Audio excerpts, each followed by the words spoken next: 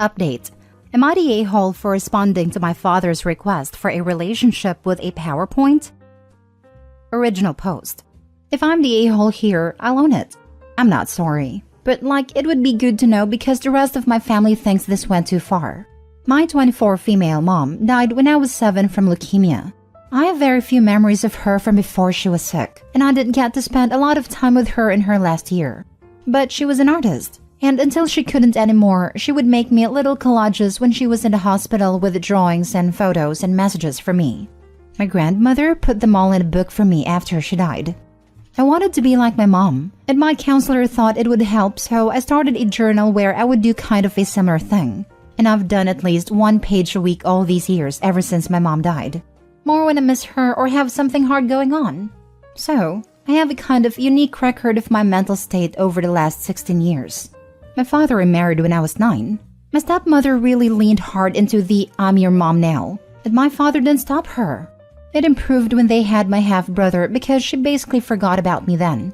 Unfortunately, he got cancer when he was 3, and I pretty much ceased to exist for my father. He was either working or gone with my brother, but I spent all my teen years mostly at home alone or with my grandparents.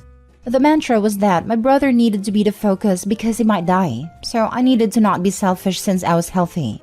I stopped trying to talk to him when I was 16, and it was a dark time. I moved out when I was 18 and cut them off completely. My grandparents let me know that my brother died a couple of years ago, but respected my desire to remain no contact with my father. He recently reached out to them because he wants to see me and talk. I went through my old journals and made him a PowerPoint with images of the entries where I had talked about being frustrated and feeling abandoned and unwanted. Some with literal quotes of things my dad had said to me during arguments, even the really dark stuff from when I was seriously depressed. Then, I ended it with a photo of one of my mom's collages where she had written, "Remember that your dad and I are always here for you," and I wrote underneath it, "You failed. Go away." I felt like him being able to see it from my literal perspective would communicate why I don't want him back better than I could. Evidently it worked, but a little too well, because I've been bombarded by family telling me that it's understandable that I don't want to see him, but what I sent gutted him, and he's completely fallen apart after reading through it, and it was unnecessarily cruel. Maybe it was. I know my bar for that is kind of weird sometimes. So, am I the a-hole? Edit. A couple of follow-up notes since it came up to comments. 1. I love my brother. I don't resent him. He was a good kid and I wish he was still with us. None of this is his fault. To me, it is completely my father's and to a lesser extent, stepmother's. The parents prevented me from spending time with him as he got sicker. So I wouldn't have been allowed to be there for him even if I had been able to, which I wasn't towards the end because I was also struggling to stay alive. 2. I have empathy. I understand what my father lost. I was there. I also lost same people plus effectively my father. Even so, to me there was no excuse for completely shutting your own kid completely out of your life, while also preventing them from getting any kind of help. I understand depression and freezing up. I've been there. And I still, even not being an adult, managed to consider the impact of my behavior on other people. If he was that bad off, he should have given me up to be raised by someone else. My mom's parents asked, and he wouldn't agree to let me stay with them full time. I could have had a dad that was able to occasionally tell me he loved me, even if it was just a text message. Alternatively, I could have lived with my grandparents and had people around me who cared about me every day, even if that wasn't my father. I got neither, and every request for help of any kind was met with "suck it up." I can empathize with having to function while breaking down inside, but I can't empathize with what he did. 3. I gather from relatives, who have backed off after some hard boundary setting, that my father and stepmother split not long ago and are in divorce proceedings, which is why he reached out now, and why the rest of the family was upset with how I responded at a time. He wasn't in a good place already. I've told them that if they care about him, to encourage him to keep away from me, refuse to pass on any messages, and try to get him into inpatient care or something if they're that worried he's going to do something rash. I don't want anything to do with him, and I've told them that I don't want to hear about anything that happens after this point, but the rest of his family love him, so for their sake I hope he pulls himself together. Now for the top comments before reading the update. Not the a-hole. I have a saying, if the truth about your conduct paints you in a bad light, the problem isn't with the truth, it's with your conduct. If the truth hurts your dad, it's his own to deal with and not on you. I like to say, if the truth hurts, you deserve it. In my experience with narcissists, that doesn't resonate the same way, which is why I started saying it the other way. Doesn't stop them from trying to gaslight the situation. It didn't happen that way, etc. So when you show proof and tell them their conduct is the problem, not the truth, it helps take the wind out of their sails. It's not a surefire thing with narcs, but it really helps deflate them. Not the a-hole in the slightest. You told your dad how you felt, and it made him have to confront his failure as a parent. It is not your fault he neglected you. He is upset because he knows that what you put in a PowerPoint is the reality of how he treated you when you were just a child. Now that the truth is out and you have reestablished no contact, I hope you are able to let go of some of the anger you have at him and know that you did nothing to cause how he treated you. I'm no contact with my dad, and I have been able to find a lot of peace in the life I have built without him. I hope for the same for you. Not the a-hole. How arrogant of OP's family to expect OP to cover up OP's feelings for your terrible father. Now for the update. A bunch of people have been asking for an update, so I'm doing it here instead of on the main sub because the original blew up more than I want to deal with again. I had a talk with my paternal grandparents over Christmas vacation and showed them the PowerPoint. They had no idea that things were as bad as they were, or that I was actively self-harming at a time, and that the accidents I had as a teen were not really accidents. So while they think it was still dangerously harsh under the circumstances, they understand better where I'm coming from, admitted that my father messed up big time, and that the family should have been more involved with me, instead of just supporting him and my brother. They said that on the surface they thought I was fine and just having trouble adjusting, but if they had known about the things described in the journal, they would have insisted my father get help. They do want me to reconcile with him, but they understand why it might be too late for that. So they've agreed not to bring him up unless I do first, and not pass on information either way. So that was actually productive. As for my father, I know a lot of people think I'll regret it if I don't reconcile/forgive/whatever, but I'm not so sure that's true. I've tried to imagine a conversation with him that wouldn't make things worse, and I can't.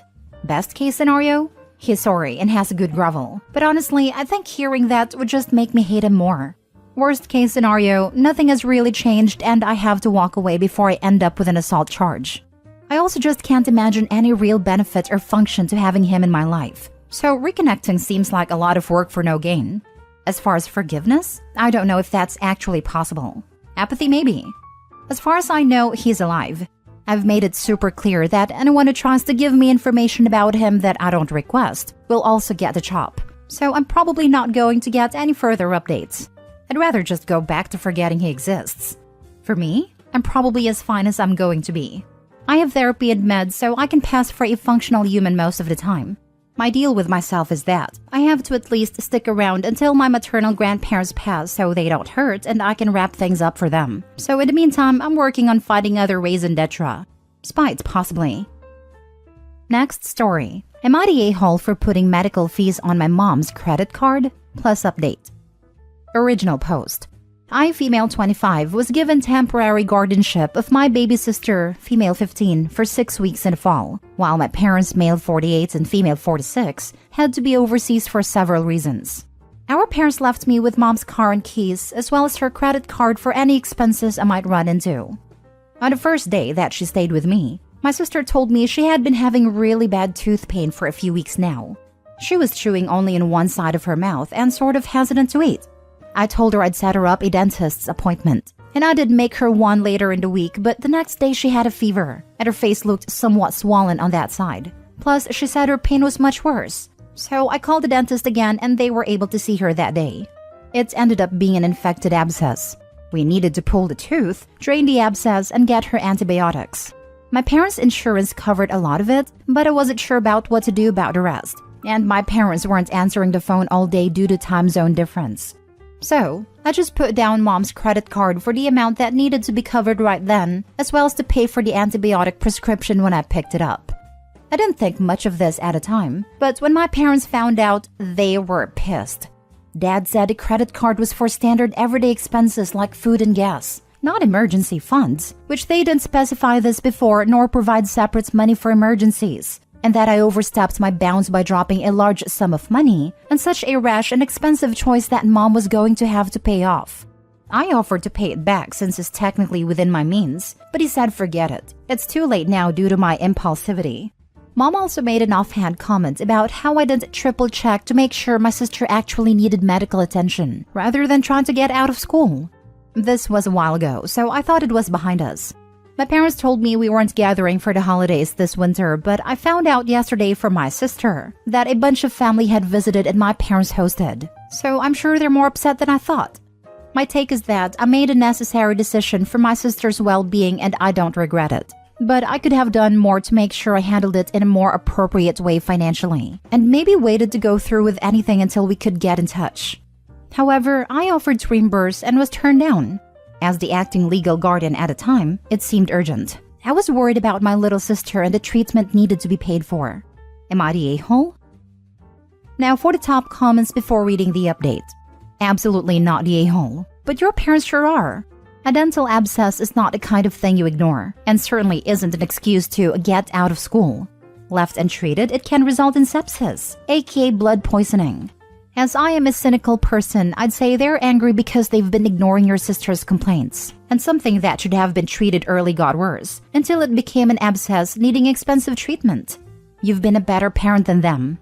Knowing my parents, I think you're probably right. But knowing my sister, I think there's a solid chance she didn't even bother telling them because she knew I was going to be her temporary guardian soon. I've had to help her get antibiotics for UTIs and stuff before. They're good parents in literally every other aspect. But this is a real and serious issue I have with the way they raised us.